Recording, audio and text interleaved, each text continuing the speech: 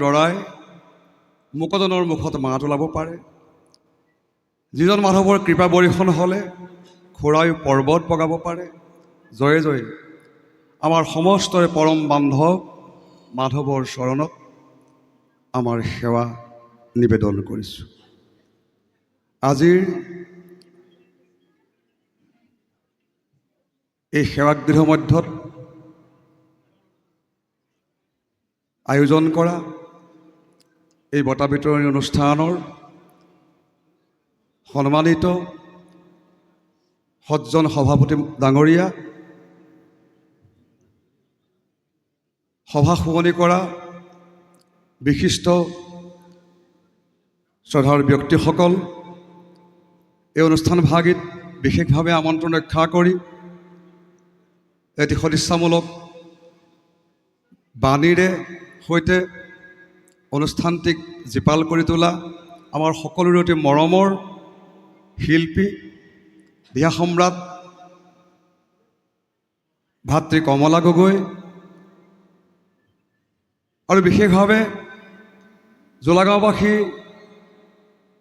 ৰাইজৰ যুৱ প্ৰতিনিধিসকল অৰ্থাৎ যুৱ সমাজৰ সহযোগত এই গাঁওবাসীয়ে যি 7 দিনীয়া অনুপম কাৰ্যসূচীৰ আয়োজন কৰিলে, সভাপতি সম্পাদক প্ৰমুখ্য কৰ্মকৰ্তাসকল, গাঁৱৰ আই মাতৃসকল, আজিৰ এই অনুষ্ঠানটো উপস্থিত থকা আইসকল সমন্বিতে, যুৱ বন্ধুসকল, কণ কণ মইনামণিসকল, বৈষ্ণৱসকল আৰু বিশেষভাৱে আজিৰ এই অনুষ্ঠানটিত নিজৰ দক্ষতা আজি 7 দিনীয়া কাৰ্যসূচীত প্ৰকাশিত কৰি দক্ষতাৰ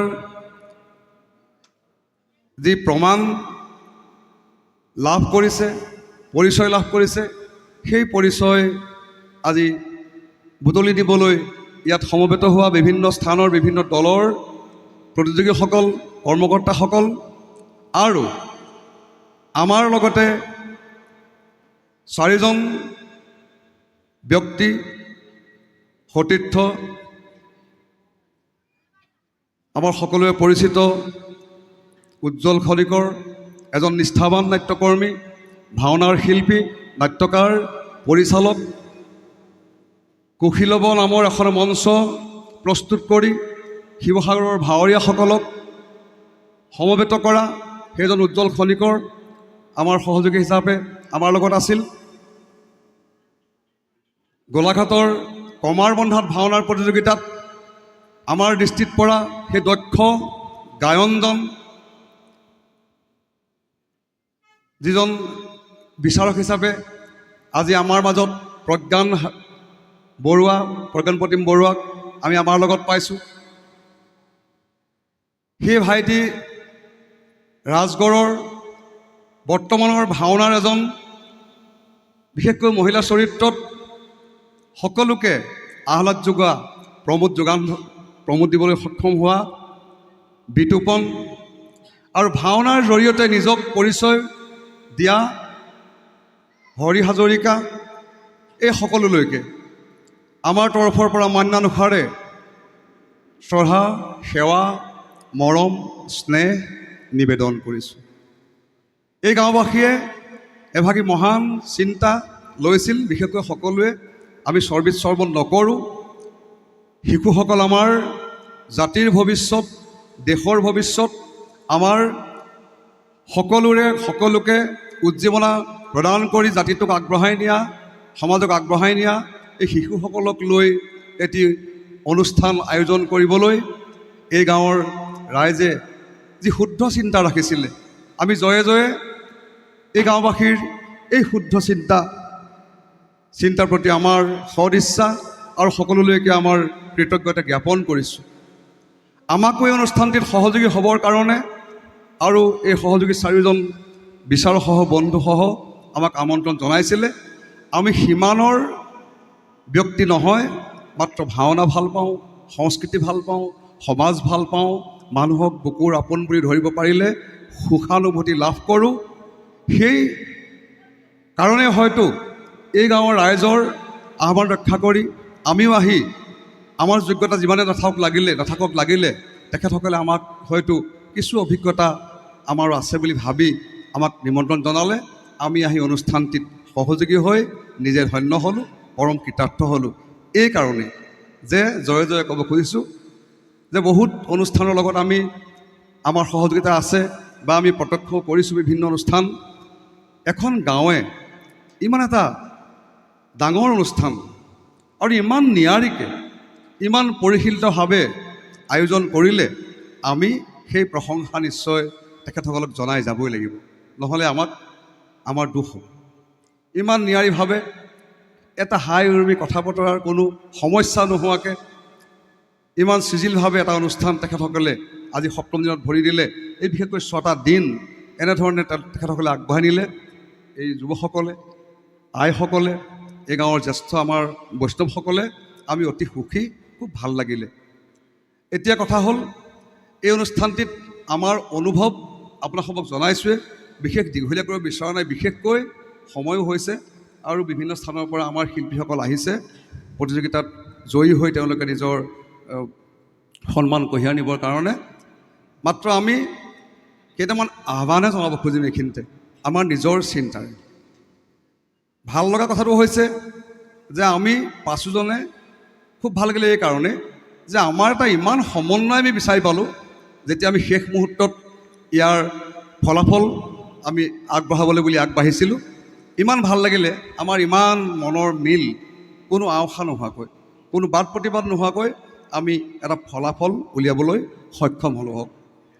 2 নম্বৰত আমাৰ ভাল লাগিলে যে যিসকলে 6 দিনকৈ ইয়াত ভাওনা উপভোগ কৰি আছিলে ধাৰাবাহিকভাৱে, আমি মাত্ৰ জানিবহে পাৰিছোঁ যে তেখেতসকল সুখী হৈছে।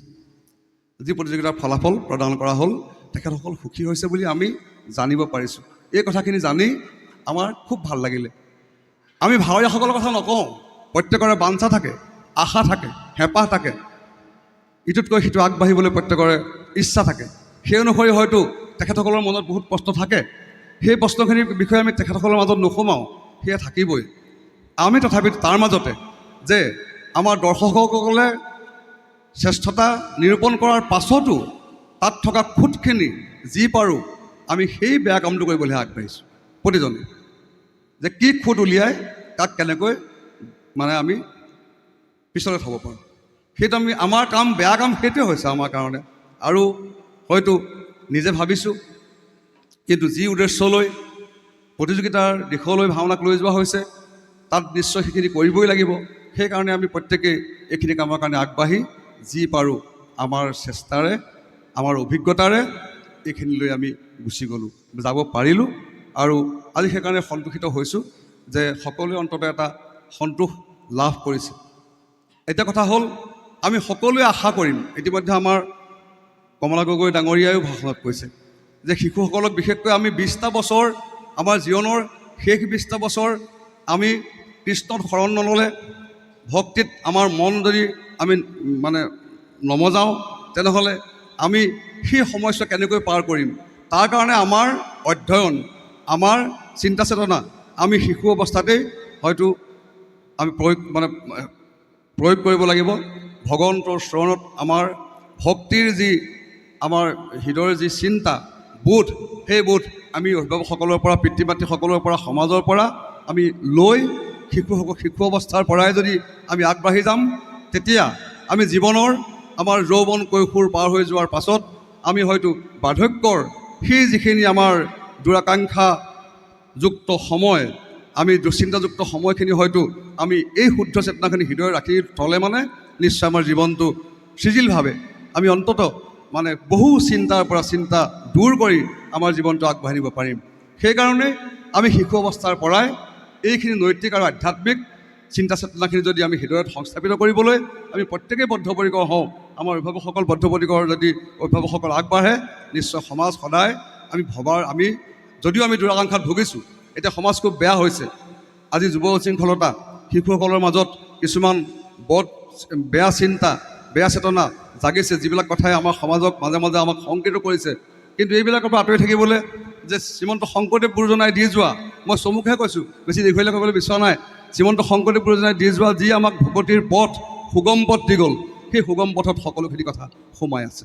মাত্ৰ আমি সেইখিনি লৈ পেলাই সেইখিনি প্ৰয়োগ কৰিব পাৰিলে, আমাৰ জীৱনত খটাব পাৰিলে আমি সুন্দৰভাৱে আগবাঢ়ি যাবলৈ সক্ষম হওক। গুৰুজনাৰ এই ভাওনা অনুপম শৈলী, অনুপম অৱদান। এই ভাওনাক লৈ আমি জীৱনবোধ শিকিব পাৰোঁ, আমি জীৱনক উজ্জ্বল কৰিব পাৰোঁ, জীৱনক আগুৱাই নিব পাৰোঁ। এই ভাওনা আমি দেখিছোঁ যে ভাওনাৰ যি আদি বস্তু হৈছে অংকীয়া ভাওনা। সকলোৱে জানে অংকীয়া ভাওনাৰ পিছত ফৌজীয়া ভাওনা, আমাৰ ধুৰা ভাওনা, আমাৰ নিজৰ ভাষাত হোৱা ভাওনা, এনেকৈ চামে চামে বা পৰ্যায়ক্ৰমে ভাওনা এটা বিশেষ ৰূপত মানে আগবাঢ়ি গ'ল। বিশেষকৈ উজনিত আমাৰ এই অসমীয়া ভাষাৰ ভাওনা, মই মাতৃভাষাৰ ভাওনা বুলি নকওঁ দেই, এই ধাৰণাটো ভুল হৈ আছে। যিহেতু আমাৰ অসমীয়া ভাষাৰ ভাওনা বুলি কোৱা হয়, আমি যদিও মাতৃভাষা ভাওনা বুলি কওঁ, অসমীয়া ভাষাৰ ভাওনাই উজনিত বিশেষ প্ৰভাৱ পেলালে।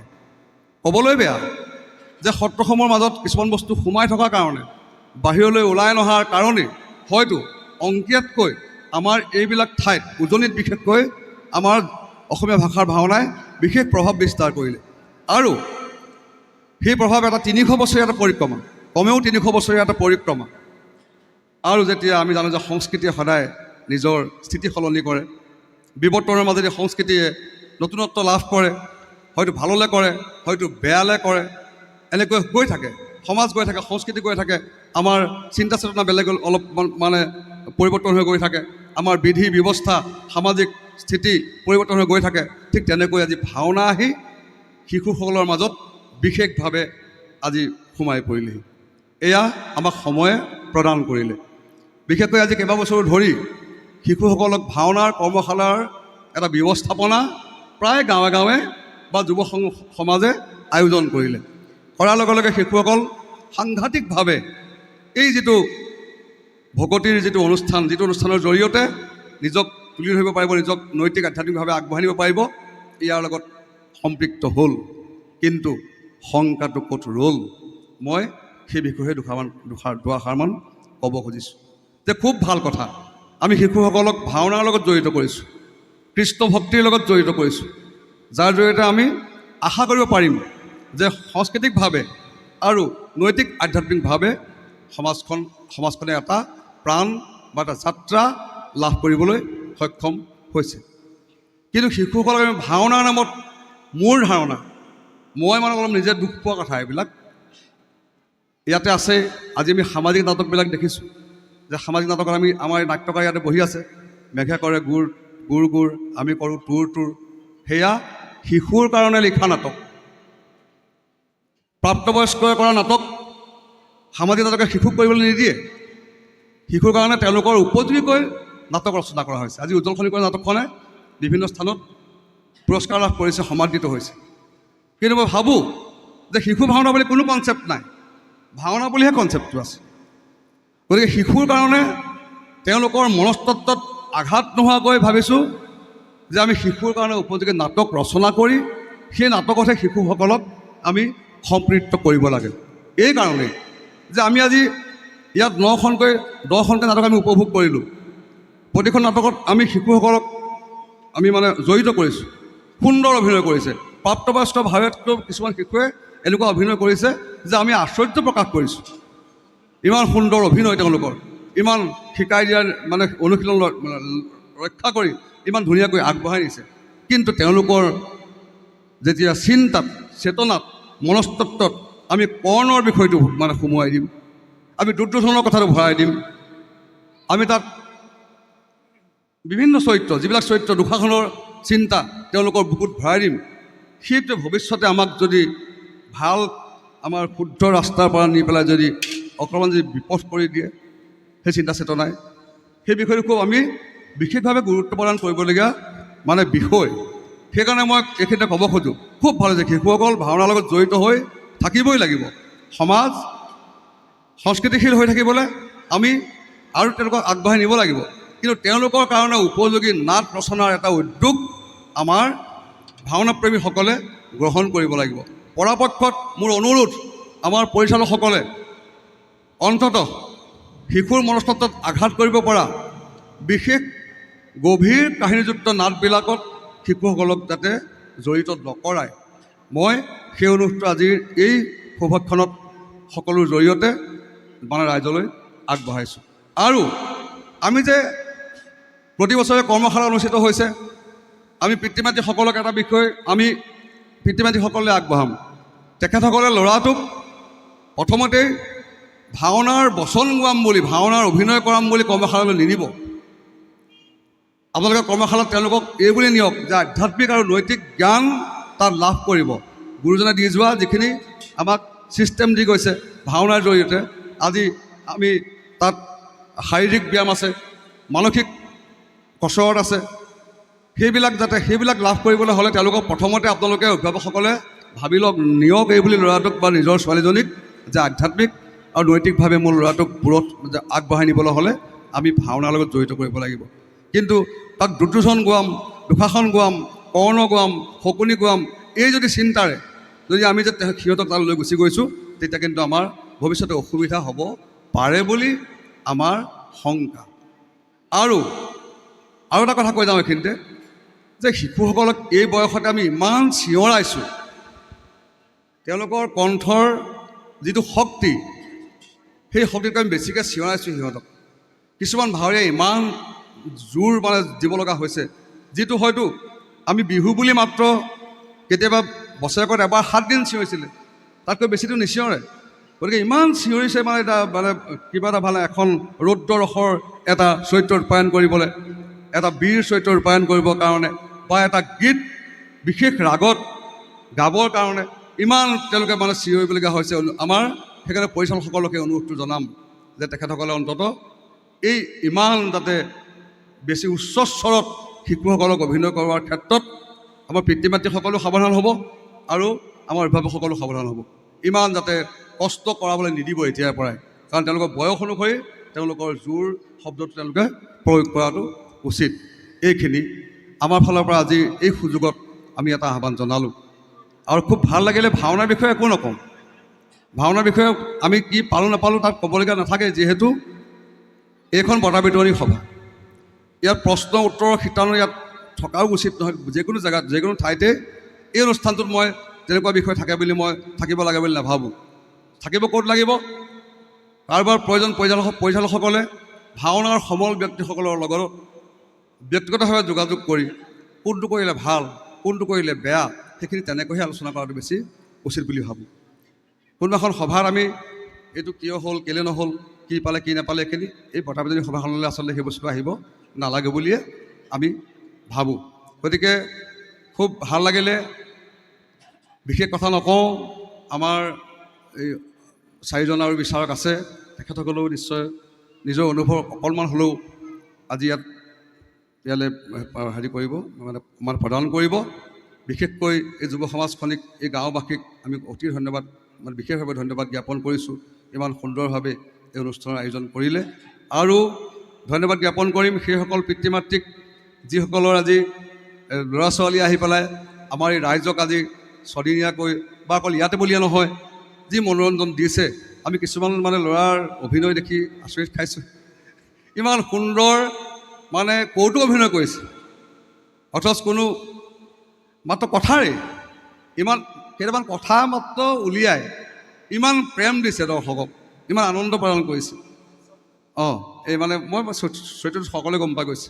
বা ইমানকণ এটি শিশু ইমান হেঁপাহত একদম ভয়হীনভাৱে, শংকাহীনভাৱে ইয়াত প্ৰৱেশ কৰিছে, সংলাপ ইয়াত আওৰাইছে। গতিকে এইবিলাক দেখিলে কিবা মানে এনেকুৱা লাগি যায়, মানে আমি যেন ঘূৰি যাম সেই সময়টোলৈ, এনেকুৱা লাগি যায়।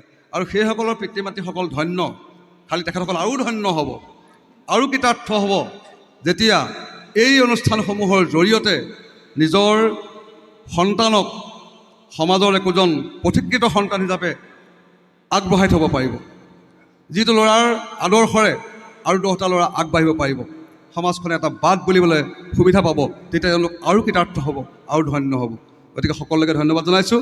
তেখেতসকলক অন্ততঃ ভকতিৰ এই যি উত্তম পথ, এই পথটিত যাতে জড়িত কৰি ৰাখিব। যিহেতু সমাজত যিখিনি বিশৃংখলা আহিছে, শংকা আহিছে, আমাৰ সেইখিনি যাতে, বিশেষকৈ এটা কথা মই ভাওনাত জড়িত হোৱাৰ দিনৰ পৰাই মই লক্ষ্য কৰি থাকোঁ যে ভাওনাত জড়িত হৈ থকা আমাৰ যিখিনি ল'ৰা, যিখিনি শিল্পী, তেওঁলোকে সাধাৰণতে সামাজিক দ্বন্দ্ব খৰিয়াল এইবিলাকৰ লগত জড়িত নহয়, খুব তাৰ পৰা আঁতৰত থাকে। সেইটো খুব ভাল লগা এটা কথা।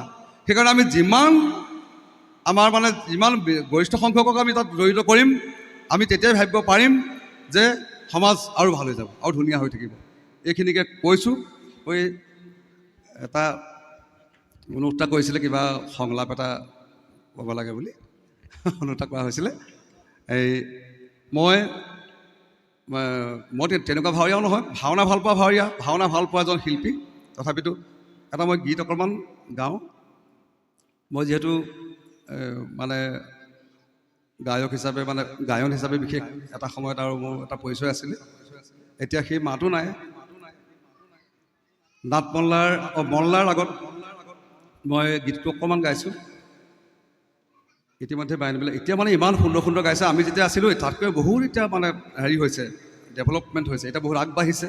এতিয়া মানে আমি ভাবিবই নোৱাৰোঁ যে সেই জেগালৈ আমি আকৌ আহিব পাৰিম বুলি আমাৰ ধাৰণা নহয়। তথাপিতো এটা কথা ক'ম যে ধাৰাটো আনি দিয়াত আমাৰ ভূমিকা আছে। যিটো ধাৰা এতিয়া আহিলে মানে ভাওনাত, সেই ভূমিকাটো কিন্তু আমাৰ আছিলে। এইখিনিতে আৰু আমাৰ এটা দুখ লগা কথা এটা মই কৈ যাম। অলপতে এতিয়া গৌৰীসাগৰত এখন প্ৰতিযোগিতা হৈ গৈছে। তাত যিখন পুস্তিকা ওলাইছে, তাত আমি এটা সৰু লেখা দিছোঁ যে মানে অসমীয়া ভাষাৰ ভাওনাৰ গীত, এই যে উজনিত যে 300 বছৰ এটা পৰিক্ৰমা যে যিটো ভাওনা আমাৰ অসমীয়া ভাষাৰ ভাওনা, সেই ভাওনাত এইখিনি গীতপাত আছিলে। সেই গীতমাতবোৰ লাহেকৈ প্ৰতিযোগিতাৰ ভিতৰলৈ ভাওনাবোৰ সোমাই যোৱাৰ লগে লগে সেই গীতমাতবিলাক হেৰাবলৈ আৰম্ভ কৰিলে। ৰাগ নাই, তাল নাই, কিবা কিবি নাই বুলি সেইবিলাক হেৰাবলৈ আৰম্ভ কৰিলে। কিন্তু ইমান সোৱাদ লগা আছিলে, এতিয়াও মানুহবিলাকে পাতি থাকে। আমি কাণে শুনি থাকোঁ, কেতিয়াবা মানে গুৰুত্ব নিদিয়াৰ নিচিনাকৈ থাকোঁ। সেই ৰাকলৈ গ'ল, সেইবোৰ নাইকিয়া হ'ল, অমুক হ'ল, তমুক হ'ল, ভাওনা 3 ঘণ্টালৈ শেষ হোৱা হ'ল, এনেকুৱা কথাবিলাক মানুহে পাতে। সেই গীতবিলাক ইমান ভাল লগা গীতমাতবিলাক আছিলে। আমি অনুৰোধে জনাম, সেই গীতমাতবিলাকক প্ৰয়োজন সাপেক্ষে পৰীক্ষাৰ ব্যৱস্থা কৰি, গৱেষণাৰ ব্যৱস্থা কৰি, সেই গীতমাতবিলাকত যদি কিবা ৰাগ নিবদ্ধ আছে, সেই ৰাগৰ কথা উলিয়াই, তাৰ পৰা উলিয়াই সেই গীতমাতবিলাক কিন্তু ৰখাৰ ব্যৱস্থা কৰিব লাগে। সেই যুদ্ধৰ গীত, সেই প্ৰৱেশৰ গীতৰ যিটো মানে মাদকতা, তাত ৰাগ নাথাকিব পাৰে, তাৰ যি মাদকতা কেনেকৈ আহিছে নাজানো আমি। কোনোবাই কয় মানে বঙলোৱা গীত, কোনোবাই কয় আমাৰ থলুৱাভাৱে এইবিলাক সৃষ্টি হোৱা গীত, যেনেকৈ নহওক সেই গীতমাতবিলাক কিন্তু আমি ধৰি ৰখাৰ ব্যৱস্থা এটা কিন্তু বিশেষকৈ এটা কথা ক'ম এইখিনিতে যে অসমীয়া ভাষাৰ ভাওনা এটা সুকীয়া এটা বস্তু। অংকীয়া আদি হ'লেও কিন্তু অসমীয়া ভাষাৰ ভাওনাই এটা সুকীয়া স্থিতি লাভ কৰিছে। যেতিয়া সুকীয়া স্থিতি পাইছে, সেই সুকীয়া স্থিতিত তাত জড়িত থকা সেই গীতমাতবিলাকো কিন্তু আমি পুনৰ পৰীক্ষামূলকভাৱে আমি তাত সম্পৰীক্ষা কৰি যদি আমি তাত থোৱাৰ ব্যৱস্থা কৰোঁ, বেছি ভাল হ'ব বুলি আমাৰ ধাৰণা। সেয়েহে মই এটা বাৰু এতিয়া অকণমান ৰাগৰ গীত এটা অকণমান প্ৰৱেশিলা সভা মাজে